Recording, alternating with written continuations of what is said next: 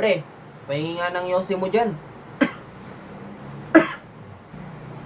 Ba't naman kita bibigyan, alam mong inuubo ka na nga. Mamaya kung ano pang nangyari sa'yo dyan, mawawalan pa ako ng kaibigan.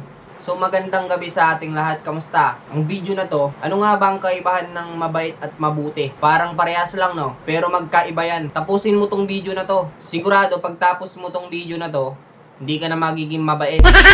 Siyempre, joke lang. Kung hindi pa pala tayo nagkita, ako nga pala si Joshua Ragos, isang working student. Bago muna ang lahat, ito muna kwento. Noon, ang pagkakaintindi ko, kung mabait ka, mabuti ka na rin.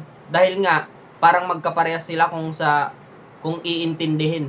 Noon, sinasabihan ako ng mabait. Pero noon yun, hindi ko lang alam ngayon. Pero, di ako sinasabihan ng mabuti. Puro mabait lang sinasabi sa akin. At akala ko kasi, kung sinabihan ka ng mabait, automatic na magiging mabuti ka na rin. At yun nga, yung pagkakaalam natin na ganun, maling-mali pala ako nun. Magiging mabuti ka lang pala kung nandun ka na sa sitwasyon na iniisip mo na yung kapakanan ng iba. So, balik tayo sa topic natin.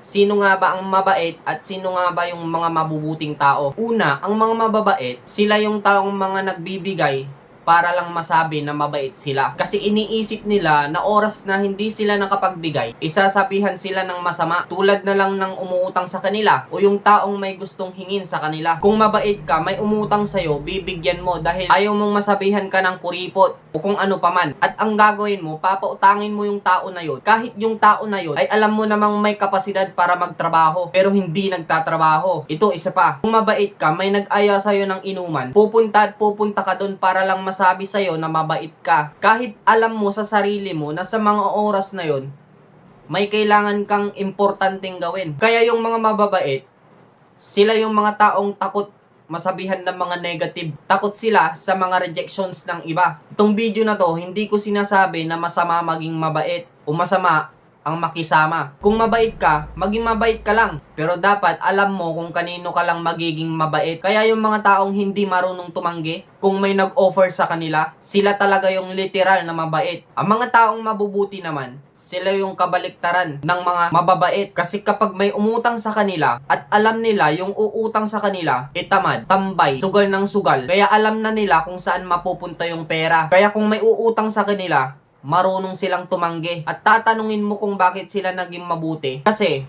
kapag pinuutang mo yung tao at nasanay yan na umuutang na lang kada may kailangan, garantisado magiging tamad yan. At kapag marami silang hinahawakang pera, magiging chill yan. At kapag naubos na yun, tsaka pa lang sila kikilos ulit. Hindi sila kinakabahan na mawalan ng pera kasi andyan kang mabait na magpapautang sa kanila. Mabuti kang tao hindi dahil mapagbigay ka. Mabuti ka dahil kaya mong tumanggi at iniisip mo sila. Iniisip mo kung ano yung kapakanan nila. Case in point, umiiyak yung bata na pinipilit kang bumili ng ice cream at yung bata na yon may sipon. Kung mabait ka, kahit may sipon yung batang yon, ibibilhan mo ng ice cream kasi nga para mapatahan mo siya sa pag-iyak niya. Pero kung mabuti ka naman, yung bata na yon na alam mong hindi pwede sa kanyang ice cream dahil may sipon siya, kahit anong iyak ng bata na yon, hindi mo ibibilihan ng ice cream yon kasi nga alam mo na makakasama yun sa kanya. Kaya ang mabait at mabuti, ang mga mabubuti, yan yung tunay na magmamalasakit sa'yo at hindi yung mga mababait. Kaya piliin nating maging mabuti sa henerasyon natin. Walang ibang magdidesisyon para maging mabuti ka kundi sarili mo lang.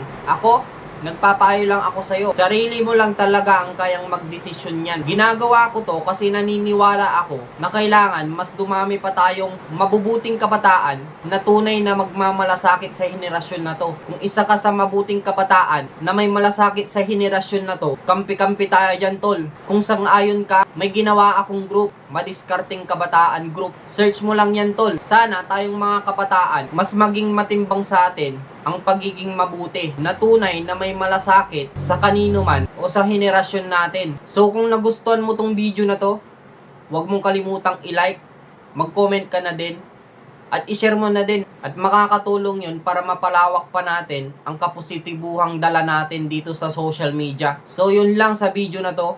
Muli, Joshua Ragos. Palagi mong tandaan, walang magbabago sa'yo kung hindi mo babaguhin sarili mo.